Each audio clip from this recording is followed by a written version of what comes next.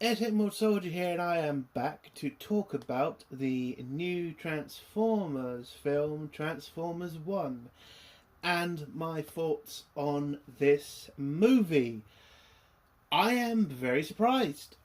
I really enjoyed this film. Now, there are problems. The third act isn't fantastic. There's a bit of problems with certain characters like Megatron and Optimus Prime that I'll go into. But overall, it's an interesting film. There's concepts I like in this film. The characters. Now, I have got to say this. I get why you want comedy in this film. I get it. There's kids watching. Some people like that. I get it. But you kind of went a little bit over the top with Bumblebee. Now I get it. It is Keegan Kay, I think his name is. And yes, if you're making him the voice of Bumblebee, he's literally just there for comedic effect. I get that. I don't think it was the right character to do that with. I would have said he should have been Jazz. Because, Bumblebee's a warrior. Bumblebee's a fighter. And Keegan doesn't play Bumblebee like that in this film. Yes, you get a couple of scenes of combat with Bumblebee, but it is just played off more as a comedic joke than what the character really is. Now, if you're a fan of Transformers, I think you'll enjoy some of this. I think you'll enjoy the world. They introduce you to stuff. It's an interesting concept at how Cybertron's society works. It's interesting. Problems. I'm sorry, but it is the main characters. Now, in this film, they're not called Megatron and Optimus yet. They have two different names. I'm not going to go to massive spoilers, but they don't start off as what they're going to be in the films. Or at least, in the Civil War that's coming. I do kind of like how they did this. The problem is it didn't really feel real by the end. Certain characters just went bad for small reasons, and I kind of wish it kind of developed a lot more. Listen, I like Megatron in this film. He's a great character. The actor did a great job. Problem is, again, you're making... This character is going to be like the worst person in Cybertron history. Is going to be the most, he's going to want to kill Optimus Prime. And by the end of this, I just didn't believe it. Okay? It just didn't feel like they got to that point organically, rather than it was just done because, well, they have to get them to hate each other by the end. And that's a problem. That is bad writing. Again, the first two acts are great. They're okay. The third act is where it kind of drops the ball in writing for me. Another problem, Chris Hemsworth as Optimus Prime. Now, it didn't ever really sit well with me that you didn't get Peter Cullen. Listen, he is Optimus Prime. He's been there from the beginning. He's been here for so long. Not bringing him back. Now, there was a perfect opportunity to have him reprise the voice of Optimus Prime in this movie. There's a massive, massive scene in there that you could have done the voice change. And it would have been believable. They could have done it. I'm not saying Chris Hemsworth is not funny in this. He is. I'm not saying he's terrible. He's not. But every time he's speaking, I don't hear Optimus Prime. Now, I get it. You can't have Peter Cullen, do everything forever. I get it. But I just don't feel like Chris Hemsworth is Optimus Prime. And they did try in this film to kind of make him sound a bit more like Optimus Prime by the end, but it never felt real. It never felt like it was genuine. That's me. That's what I think. If someone else watched it and felt like it was a great job, that's good for them. But for me personally, it wasn't a right fit. I'm sorry. When I hear Chris Hemsworth, I hear Chris Hemsworth. When I hear Peter Cullen, I hear Optimus Prime. That's just never going to go away. It's just, his voice is just that great as Optimus Prime. Now we should go on to the guy who plays Megatron, or in this D16, Brian Henry. I thought he did a good job. I thought it was an okay, voice character. He sounded alright. Again, not saying it's perfect. Is a bit of problems. But out of everybody they cast, I feel like he was the best one to play, Megatron. It was a bit more believable. Again, it's going to be... it's difficult to replace, Peter Cullen for Optimus Prime. It is. For Megatron, I don't think you have that same problem. And again, I feel like Brian Henry, he did an alright job. Okay? A great job, actually. I believe the relationship between Optimus and Megatron, and I think that's a lot to do with his voice acting, which was great. But again, the ending wasn't great. So, nothing against his acting. It's just, by the end, do I believe this is the Megatron from the films? A little bit, but not fully. Again, the third act is just not great. It is kind of rushed, and well, you can't really blame it on the voice actors. But again, I think Brian Henry did a great job. Okay, he did a great job. We also have in this Alita, which is played by Scarlett Johansson, which I completely missed in the whole trailers. I didn't realize she was in this movie. She does an okay job. She just plays a badass girl, and she sticks to what she knows. The character's fine. Nothing really great about it. Nothing really bad about it. But she is just there. And there is a little bit of, female empowerment crap we kind of have to deal with in this film. It's not over the top. Not saying that. But it is there. And for the last thing I'll go on about the voice acting, we do have to talk. I know I talked about it at the beginning, but it is a problem for me. And we have to talk about Keegan Kay playing Bumblebee. I get it. Comedian. He's there for the laughs. He's there to make jokes. I don't believe he's Bumblebee. Now again, I hate the fucking Bumblebee shit with the radio. I didn't expect to see or hear that in this film. Not saying I needed that. It's just that Bumblebee's a warrior. Okay? Multiple films you've seen him in. His character from the comics, his character from the show. He's a fighter, not a joke. And Keegan kind of plays him as this weird, odd person or odd robot who just makes, jokes every other scene.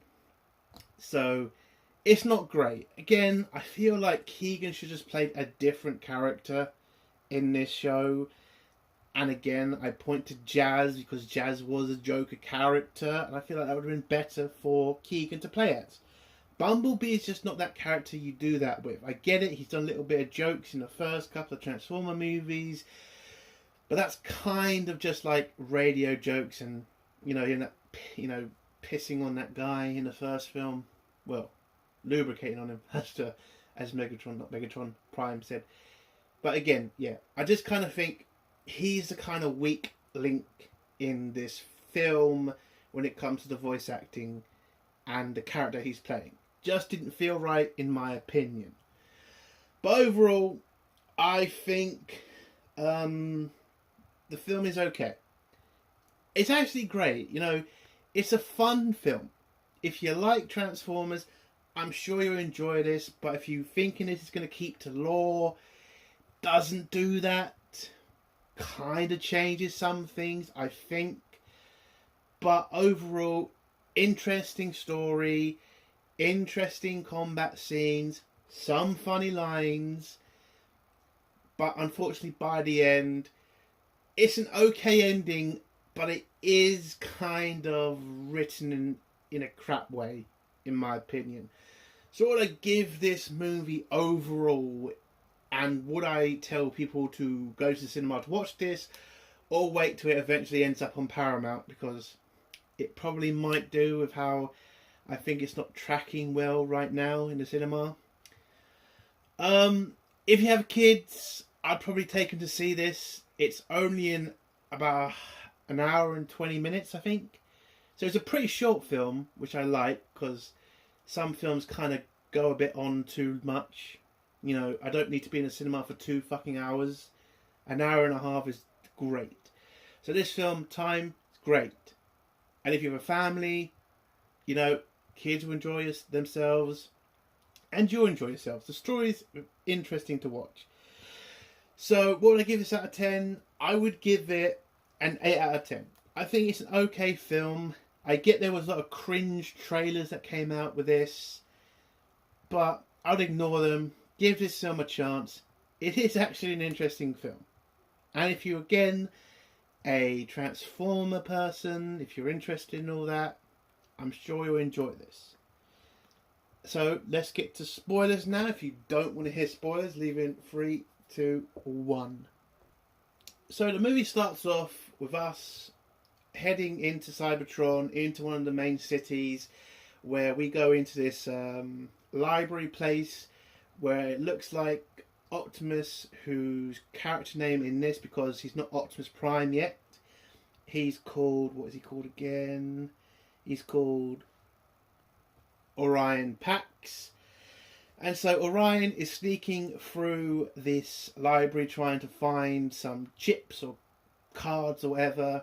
He finds a couple, then when he starts to play one of them, the computer goes a bit nuts and alerts security to the fact that he's there. You then get a history lesson of the planet about how, you know, Cybertron was created by Primus, who transformed himself into Cybertron, and it is narrated by Lawrence Fishburne, who's a character in this film. He does write in this film. We'll get to his part. Anyway, you get the whole history of, you know, Cybertron, how it was created, what's going on. And it turns out there was a battle that killed all of the Primes, and the spark of leadership has disappeared, and it looks like Orion, Optimus Prime, is looking for the spark of leadership, or at least trying to find a way to help this society find it, because, you know, what Optimus Prime is now, as what's he called? Orion Pax. He's a miner now. He mines for Energon. So he mines for Energon because without the spark of leadership, it no longer flows through the city, so they have to mine for it now. Anyway, whilst he's listening to this whole history lesson, he gets caught by a security bot, and then some security transformers come in, and he just legs it. And as Optimus can't transform yet because he doesn't have a transformer spark, he can't transform, and it turns out in this society that some people are born without a spark to transform, and there are others who can, and who were born with a spark to be able to transform. They explain it better in the film. I know I've got to get better at that. Anyway, so you get this chase scene. Orion runs for it, and you get a chase scene. They then bump into Megatron, who is D16 in the beginning of this film, and Optimus hides in his cart, and D16 just tells the security guards he went that way, and they just run after him, so they're going to kick his ass. And so it turns out Megatron and Optimus are friends. now, or at least in this film.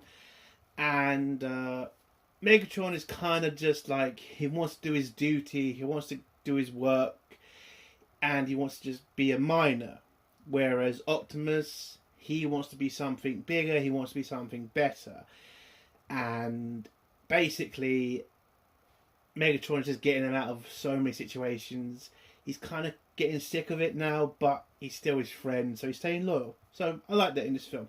You know, the relationship between Optimus and Megatron, it's very believable. You can see they're friends, you can see they're very close, which is, I think, very good for the film. The problem is, by the end, what they do, it's still kind of...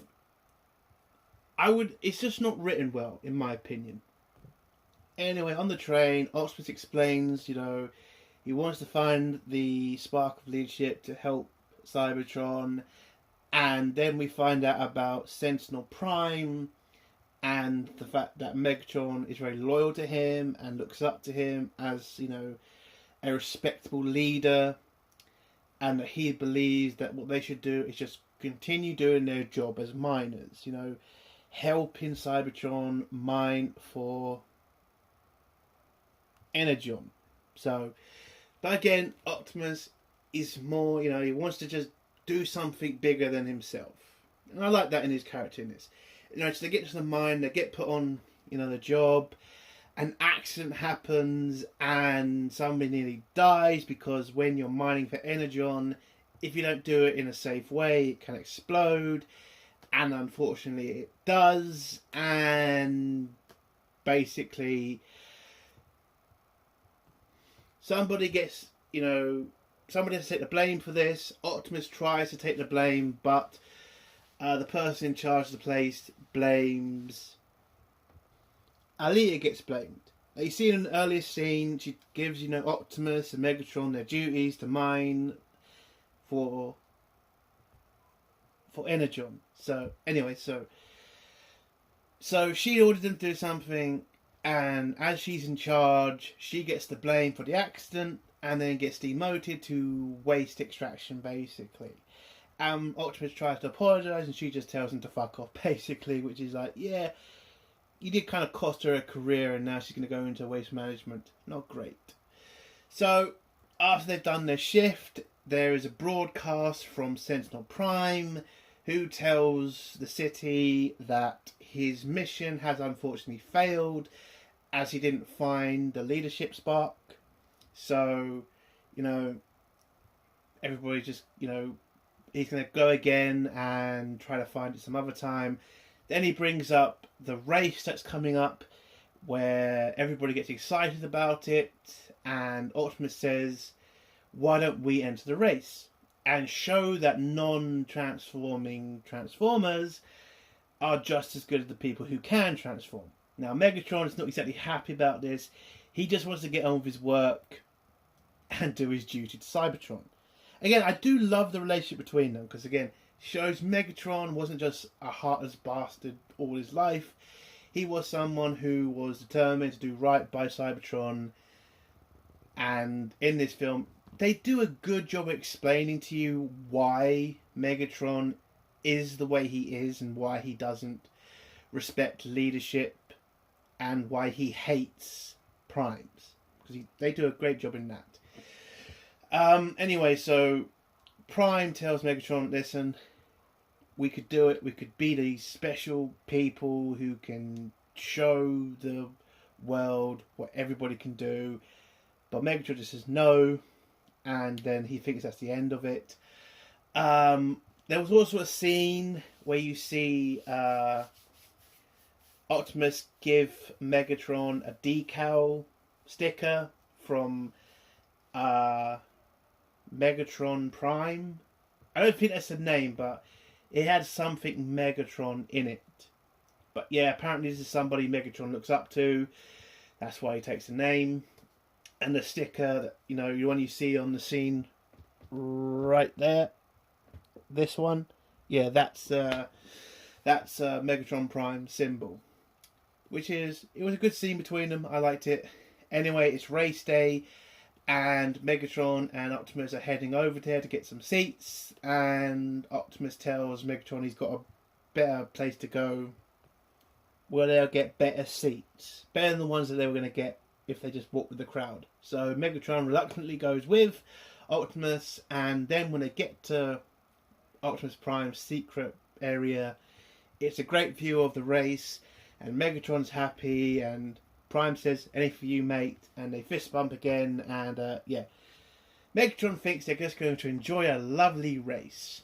Unfortunately, that was not Optimus's plan, as he gives Megatron a jetpack and himself a jetpack. It turns out this was all the rules by Optimus to get them in the race, because as soon as the race starts, the floor drops out from both of them, and they jump into the race and run in the race, and you get this funny little scene of them competing in this race where, you know, everybody's kind of so surprised at seeing two non-transforming Transformers in the race, because that just doesn't happen.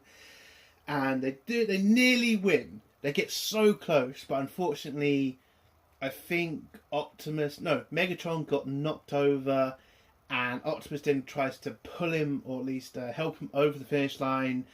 But unfortunately, then a different Transformer bashes into them, and they get thrown to the floor, and that one wins the race. And then you get the joke of Optimus saying, "Well, at least we're second place." But then you see a bunch of Transformers go past them. Yeah, they're last place. It was a funny scene. I enjoyed it. And it was funny at the end when they lost.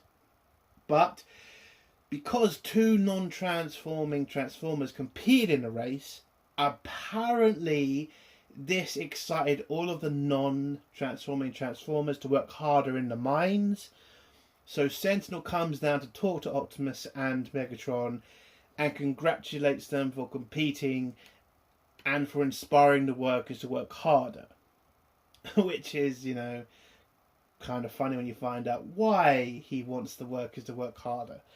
But anyway, he, you know, gives them a handshake, tells them he's going to look after them, and as soon as he walks out the door, one of his lackeys called Darkwing comes in, grabs them, and throws them down into waste management, and just leaves them there. Where we are introduced to Bumblebee, who turns out to be a really weird guy. You know, starts off kind of like this scary character, but it just turns out, no, he's just joking. We then get introduced to a bunch of his friends who are just broken down bits of rubbish. And one of them's called Steve, because that's supposed to be funny. And, yeah, listen. Nothing against Keegan K. He did alright. I laughed at the jokes. It's, again, just don't think it was the right character to do that, you know, kind of comedic character with. Just my opinion. But turns out that the bit of rubbish called Steve has a secret message embedded in one of its eyes, and then starts transmitting a SOS code, and Optimus sees this as an opportunity to start proving again to everybody that him and the rest of the non-transforming Transformers can... Like again, not Megatron, Optimus does keep going on about the whole fact, you know, non-Transformers can do all this crazy shit. I get it. Kind of wish he would just got over it. Kind of went a bit over the top sometimes. Anyway, so they find this SOS. Optimus wants to go after this and see if this is where the spark of leadership is. Megatron's not really into it. He doesn't want to do this, but he just thinks, I can't stay down in waste management with B because he's just so fucking annoying. So he reluctantly agrees to go with him to find where this message leads them to.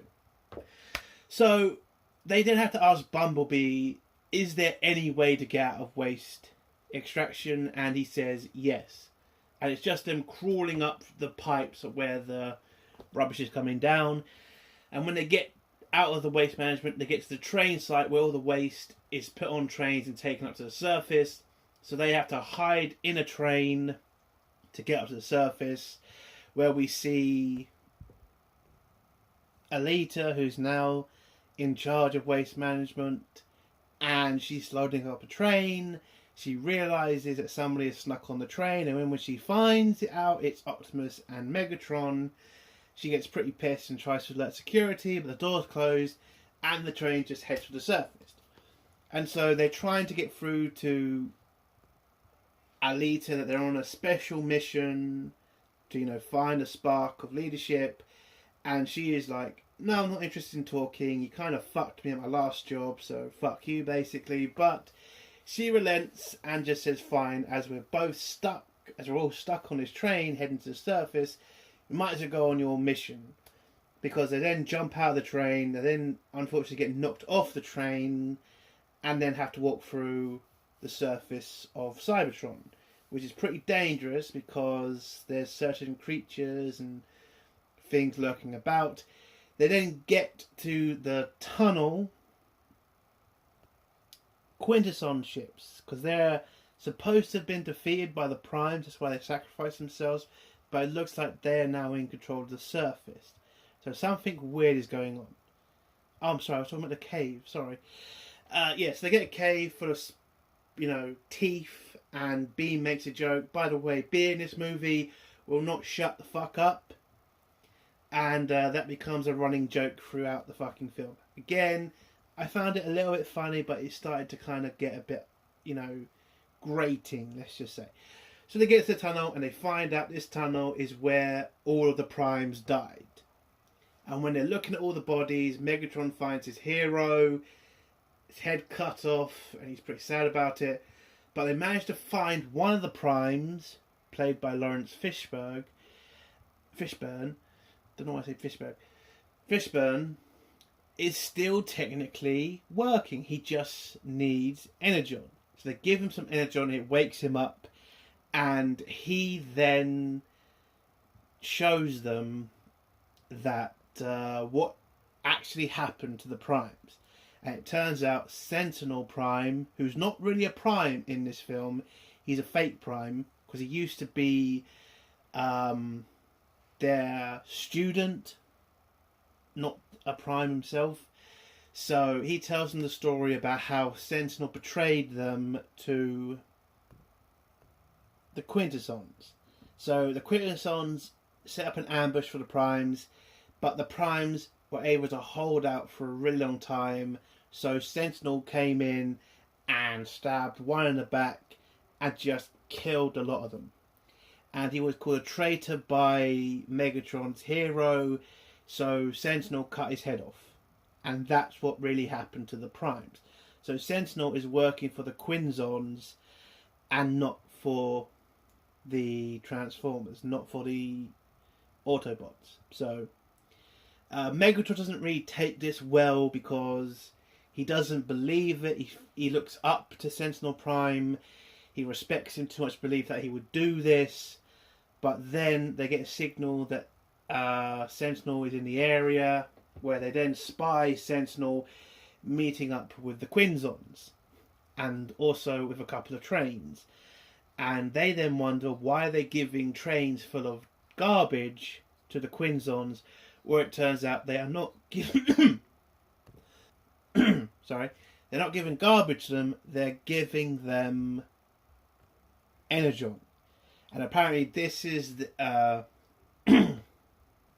Sentinel is paying them off with Energon to keep them in power on Cybertron. And that's the deal. But unfortunately, he's not getting enough to them, and they're pretty fucking angry at him. So he says to them that he is going to work his people harder, even to death, to pay off his debt to them. So they release him and let him go, where Sentinel orders his spider friend, or spider transform, I forgot her name, to work the people harder, basically, to pay off his debt to the Krakens, whatever they're called. So when Megatron sees this, he's pretty heartbroken. He still can't really believe it, but now he's seen it with his own eyes. He's pretty fucking angry. They go back to Lawrence Fishburne's character, and, you know, Optimus wants to help, and he wants to go reveal this to the people of Cybertron so that they can oust Sentinel, but they can't transform. So, and Megatron is pretty pissed off about this. And he's like, what the hell can we do? But all you want to do is reveal him to the people. Megatron wants to kill him for betraying him. And this is when you start to see Megatron's turn start to begin. And you start to see why he hates leadership. Because he believed in Sentinel. He believed in what he said about, doing this work for your people. Supporting Cybertron. Everything. But it turned out to all be a lie just to help Sentinel keep power. Which Megatron is not happy about. But when he brings up the fact they can't transform, Lawrence Fishburne's character pretty much tells them, why can't you transform? Because you don't have transform sparks. And he tells them it takes more than that to be a transformer. But the primes around them have transformer sparks. So Lawrence Fishburne's character just pretty much gives them the prime sparks. And they all get them. And now they have the ability to transform. At this same time, they get their location gets found out by Sentinel's troops, who then start to attack the cave, where Lawrence Fishburne's character tells them to head off and reveal to the people what happened. He gave Optimus a chip to show Sentinel's betrayal, and Optimus doesn't want to leave him to get killed by Sentinel's troops, but he tells them, this is fine, do what you have to save Cybertron from Sentinel. And so Lawrence fights off all of these aliens, but then gets captured by the Spider Transformer and taken to Sentinel, where Sentinel pretty much tells him to tell him where the other four went. Lawrence Fishburne's character doesn't. He refuses to, so Sentinel cuts off his head and just tells his lackey why he hates the Primes, because they just talked and moaned and didn't respect him, and that now they should respect him. Whatever. Anyway, after that, you then see the group trying to run away from Sentinel's troops. So Bumblebee, I think, is the one who says they should try to transform to get away faster. So they do try to transform. You get this comedic thing of, Optimus only transforming his head into his body and running around without a head. You get Bumblebee, whose wheels won't work when he transforms, and Megatron, who only transforms his leg. It's a funny scene, but they manage to get a handle of it by the end. And you see, Optimus transforms into a truck, and the rest turn into cars and bikes, and Megatron turns into a tank. And they're able to fight off the troops, and then they find a way out of the place, and then bump into the Cybertronian High Guard, which is led by Starscream for some reason. At this point, this is where the writing kind of goes a bit weird for me, because apparently these are the most loyal troops to the Primes. That's why they don't serve Sentinel, because they saw his betrayal and didn't go to the city and tell everybody, hey, Sentinel, he's the guy who killed the Primes. I thought that was kind of stupid. Starscream, who's played in this by Steve Buscemi, and it's kind of a waste because he is barely in this film. He gets about 2 scenes and that's it. Again, it's Starscream. He should have been in it a lot longer. And I kind of think he should have been in this group at the beginning. I kind of think that's a bit more of an important character than I would say Alita is. Anyway, so Starscream is pretty much telling them they need to serve him, and are they agents of Sentinel? Prime says, no, we're here to stop him, we're here to free Cybertron from him, but Starscream doesn't believe him, and Megatron at this point has just had enough. He's like so angry now, and because he has this spark, the spark might be changing him as well. So he gets angry, just has a massive fight with Starscream. And then when he wins the fight, he then is able to now transform a gun on his arm, where he nearly shoots Starscream and Optimus has to tell him to stop and not do it, where Megatron pretty much just tells all of these loyal Transformers to the Primes, follow me and we will take down Sentinel. And so they all agree, but before anything can happen, Sentinel's troops find them, attack them, and take a bunch prisoner. When Optimus tries to stop them kidnapping Megatron, he gets knocked out and left behind. They all get brought to Sentinel, where Sentinel pretty much just spends the rest of this movie being an absolute twat. He grabs Megatron. Megatron's like still pretty fucking pissed off with Sentinel, wants to kill him, and then when Sentinel sees the patch on his arm, he then grabs it, puts it on his chest, and then starts to torture Megatron by signing it onto his chest and, you know, forcing him to wear that mark the rest of his life, basically. Prime wakes up and Alita tells him the situation. Sentinel's troops have stolen a bunch of Autobots and Megatron, and they've taken them to the city, where Optimus then says, well, we need to get them free and we need to stop Sentinel. And then she tells them, well, all we've got left is what's left of the High Guard, and so then they're going to need their help. And how they get the rest of the High Guard to team up with them is Alita just threatens to punch one of them, and apparently that's just enough to get them to work with them. That's what happens to the film. I thought it was stupid.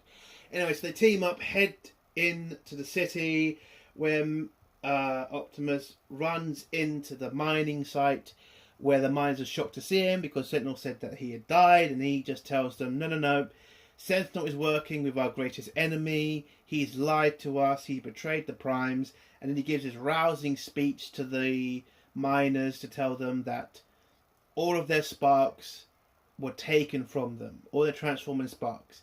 Sentinel took away their right to choice. And now it is their time to fight for their freedom. And it was okay speech. I liked it. And that's enough to get them all on side.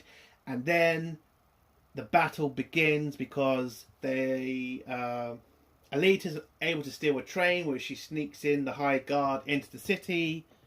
But then the train's attacked, and then the Light Guard start having to fight, Sentinel's forces. But the train is able to crash into Sentinel's palace because Optimus's troops, the miners, get jetpacks on and start fighting back. They crash into the building, and then you get this massive fight between Megatron, Sentinel, and Optimus. Now, Optimus is trying to stop Megatron from killing Sentinel because he doesn't think that's the right thing to do. You get this interesting fight between Megatron and Optimus, where Megatron is warning Optimus not to get in his way because he needs to punish Sentinel for what he has done, and how he is sick of being lied to by leaders. Again, I like how they're showing how Megatron gets to his point. The problem is coming up, which is basically why Megatron and Optimus hate each other. Well, at least hate from Megatron's side. Anyway, so Megatron's able to throw Optimus out of the way. He kicks the crap out of Sentinel, and while Sentinel is trying to beg for his life, Megatron transforms his gun, points it at Sentinel, is ready to shoot him, but Optimus jumps in the way and takes the shot for Sentinel, killing him, and Megatron feels bad about this. Optimus starts to fall off the side of the building, but Megatron just grabs his hand to save him, and he's just like, why did you defend him, what he has done to us and all this stuff. And Optimus says that's not the right thing to do, And then, whilst Megatron, who was trying to save Optimus, then for no apparent reason just says, well, fuck you, and just releases Optimus to fall to his death. And then he goes after Sentinel and kills him and rips his spark out of his chest and puts it into his chest, creating the new Megatron. Which, it was an okay scene. Again, my biggest problem with this, though, is how Megatron just kills Optimus for no other reason than he's angry. Like, you spent this entire film showing how strong their relationship is with each other, how strong their friendship is.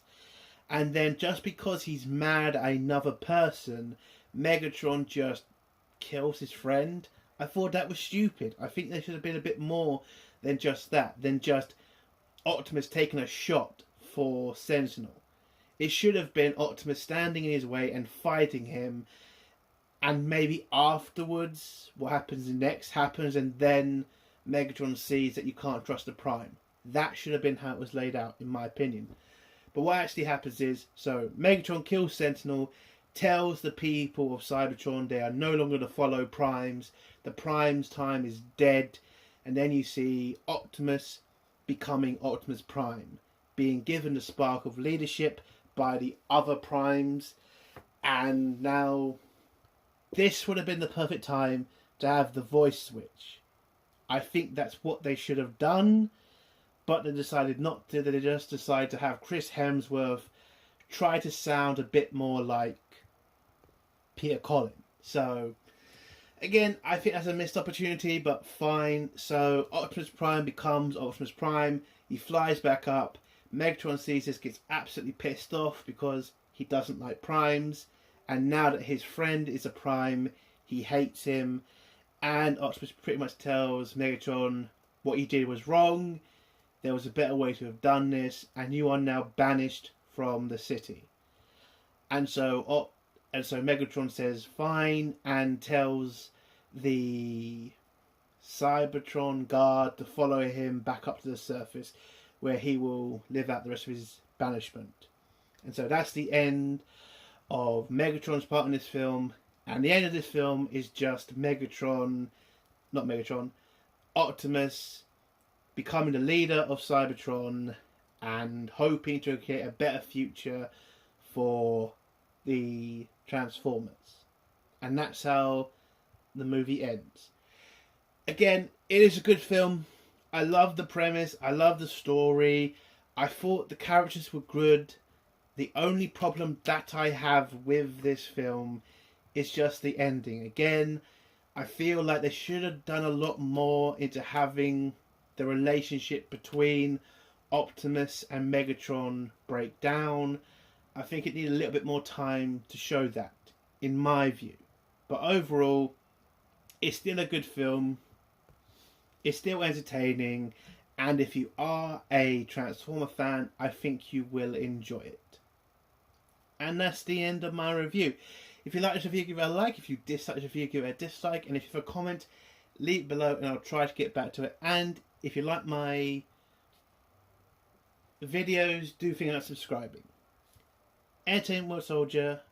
Bye.